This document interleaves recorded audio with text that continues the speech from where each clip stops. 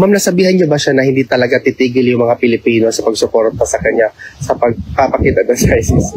Nabanggit namin, no, na nandito kayo at nabanggit din namin yung vote for Duterte noong July 5 dito sa The Hague. Na-mention din namin yung run for Duterte sa Davao City at sa Cebu noong July 6. So, alam niya.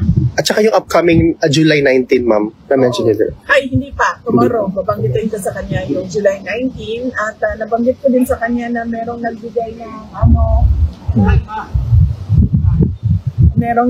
ng perpetual mass sa kanya. So, araw-araw merong nagdadasal para sa kanya. Okay.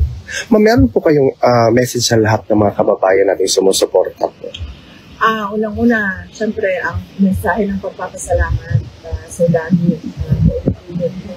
Pagpapasalamat namin sa ating mga kababayan sa buong mundo sa pagpapakita nila ng suporta at pagmamahal kay dating Pangulong Rodrigo Duterte.